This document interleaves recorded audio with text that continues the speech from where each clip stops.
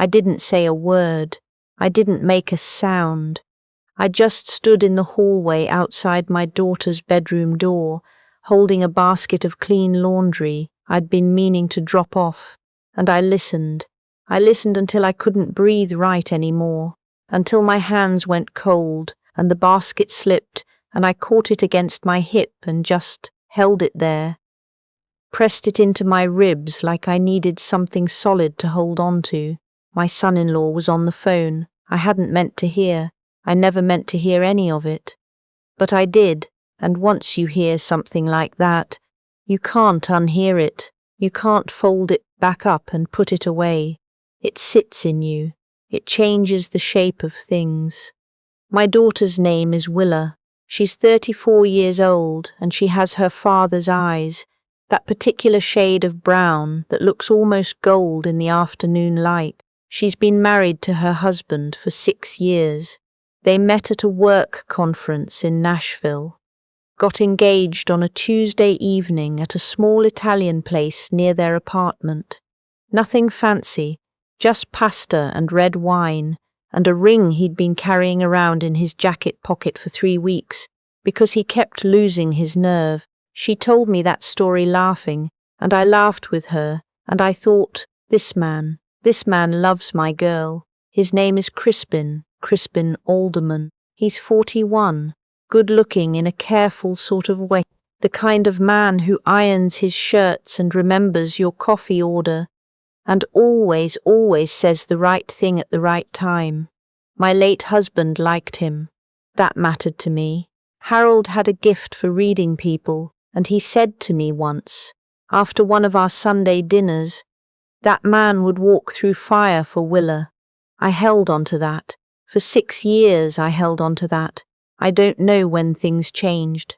I don't know if there was one moment, or if it was a slow drift, the kind you don't notice until you're already far from shore. What I know is what I heard. It was the 3rd weekend in October. I'd driven down from Raleigh to spend a few days with them in Charlotte. Willa had been working long hours at the hospital. She's a pediatric nurse, has been for 8 years, and she was tired in a way that worried me, the kind of tired that lives behind the eyes. I wanted to come and cook some meals, do some laundry, just be there the way mothers are supposed to be. She didn't argue. That alone told me something. Crispin had been polite when I arrived, warm even. We had a nice dinner Friday night, the 3 of us, and Willa fell asleep on the couch before 9 o'clock, and Crispin covered her with the throw blanket, and I thought, okay, they're fine. Saturday morning Willa got called in. A crisis on the pediatric floor. 2 nurses out sick. She had to go. She kissed my cheek and said she was sorry, and I told her not to be. I told her I'd find something useful to do. I did laundry. It's what I do. I'm 63 years old and laundry is my love language. I sorted and washed and folded, and then I carried a basket up the stairs to leave outside their bedroom door, and that's when I heard him. His voice was low, careful, the voice of a man who believes he is alone. I know, but she's here all weekend. No, her mother. Yes, I told you, it's not that simple. Because she would be devastated, that's why. Willa would be completely, I can't do that to her, not yet. I stood there. I miss you too. I miss you every day. I stood there until I heard him move toward the door, and then I backed down the hallway, quiet as I could, and I went downstairs and I sat at the kitchen table and I did not cry. I did not make a single sound. I just sat there with my hands flat on the table, and I looked at the grain in the wood, and I thought, how long has this been happening? How long has my daughter been tired in a way that worries me without knowing why she's so tired? I went home Sunday morning. I said I'd forgotten about a church committee meeting, which was a lie, and I hated myself for it, but I could not sit across from that man at breakfast. I could not watch him pour coffee for my daughter and touch her shoulder and be what he was pretending to be. Willa walked me to my car and hugged me for a long time, longer than usual. I almost said something right then. My mouth opened and everything in me wanted to say, "Baby, I need to tell you something." But she looked so worn down already. She looked like a woman who had been quietly carrying something for a long time and didn't know it yet. I drove home. I cried for 45 minutes on the I-85. Then I stopped because crying wasn't going to fix anything. I needed to know what I was actually dealing with. I want to be clear about something. I am not a suspicious woman by nature. I am not the kind of mother-in-law who meddles or makes trouble or looks for problems where there aren't any. I raised Willa to make her own choices and live her own life. I have stayed in my lane for 6 years. I have bitten my tongue and kept my opinions to myself, and trusted that my daughter was a grown woman who could handle her own marriage. But what I heard was not an interpretation. It was not me reading into something or letting my imagination run. It was a man telling another person that he missed them every single day, that he couldn't leave yet because it would devastate his wife. That's not ambiguous. That's not something you explain away. So I started paying attention. I called more often than usual, just to listen, not to pry, to listen, to hear the silences in my daughter's voice. She sounded distracted. She said things were fine and then trailed off. She mentioned twice in passing that Crispin had been working late a lot. "It's just a busy season," she said both times, same words, like she'd been practicing. I drove back down to Charlotte 3 weeks later without calling ahead. I told myself it was just because I wanted to see her. That was partly true. Crispin wasn't home. Willa seemed genuinely happy to see me, and that nearly broke me. The uncomplicated happiness on her face, no worry in it, no suspicion, just her mother showing up on a Wednesday afternoon. She made tea, and we sat on the back porch, and she talked about her patients, about a little boy who'd been in for 6 weeks and had finally gone home, and her whole face changed when she talked about her work. "That's my daughter. That has always been my daughter." I stayed for dinner. Crispin got home around 7:30. He seemed surprised to see me, and he covered it well, but I was watching now. I was paying a different kind of attention. There was a fraction of a second when he walked in and saw me sitting at his kitchen table, just a fraction, where something moved across his face and was gone. I smiled at him. I asked about his work. I passed him the bread basket. That night, after Willa went to bed, I sat in their guest room and I made a decision. I'm not going to pretend I knew exactly what to do. I didn't. I'm a retired school teacher from Raleigh, North Carolina. I taught 5th grade for 27 years. My area of expertise is long division and the life cycle of butterflies. I am not a private investigator. I am not particularly tech-savvy, but I have raised a child, and I have buried a husband, and I have survived things that I didn't believe I could survive, and I know this. When someone you love is in danger, you figure it out. I started with his social media, which he keeps mostly private, but there is always something, a like here, a comment there. The way the algorithm works, if you look long enough, patterns emerge. I found an account, a woman named Petra, which I recognized as not a common name, who had liked several of his older posts. Her own profile was private, but her profile picture showed a woman about 15 years younger than me, maybe mid-40s, professional looking. Her bio said she was based in Charleston. Charleston. Crispin traveled to Charleston for work twice in the last year. I knew this because Willa had mentioned it. "He's in Charleston again this week," she'd said, in that absent way she had recently started saying things. I wrote down everything I found. I started a notes document on my laptop, which took me longer than I'd like to admit because I am not fast at typing anymore. But I got it down.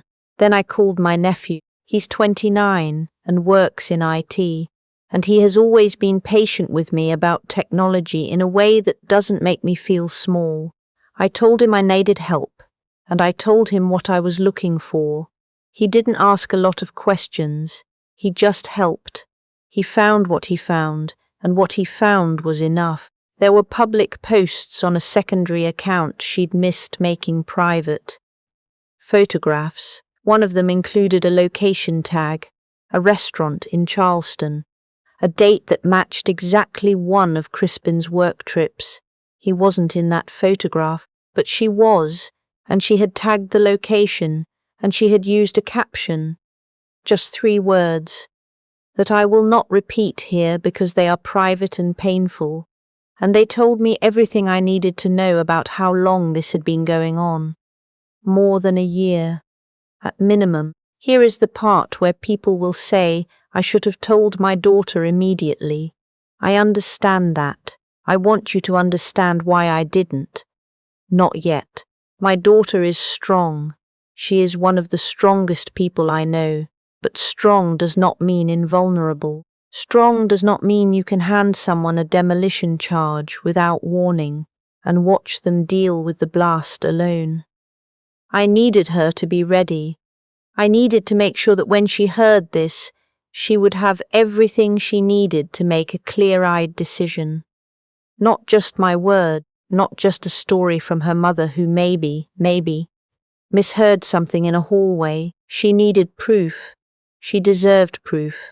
She deserved to be able to look at something concrete and know that she was not crazy, that her instincts had been right, that the tiredness she'd been carrying wasn't just stress from the hospital.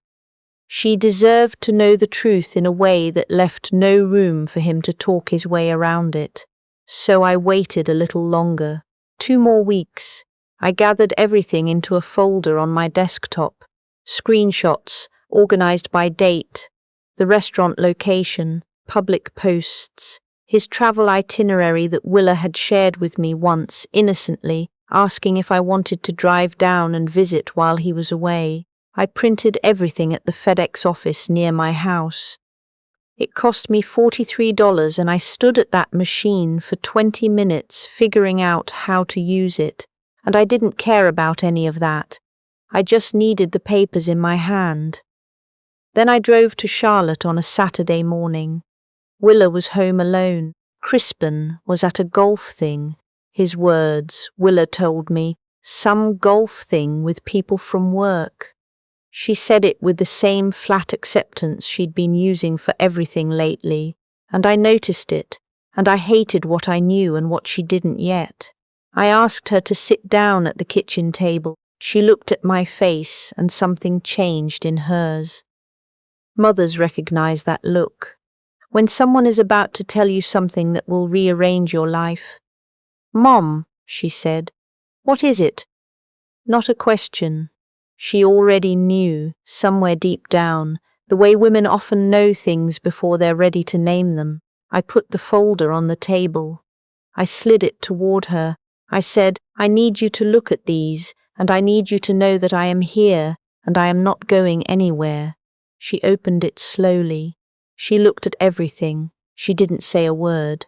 Her face went through things I recognized and things I had never seen on her before. Confusion, then understanding, then something that looked like a woman watching the floor fall out from under her. But she held herself together in a way that made me ache with how much of her father is in her. When she was done, she closed the folder. She looked up at me and said, How long have you known? I told her all of it. The hallway in October, what I heard, everything after, every decision I made and why. She nodded slowly. She was quiet for a long time. Then she said, He kept telling me I was imagining things. When I asked him why, he seemed far away. He said I was stressed from work and projecting. I reached across the table and took her hand. She said, He made me feel like I was losing my mind. I said, "You are not losing your mind. You never were." She asked him to come home. She texted him and said she needed to talk.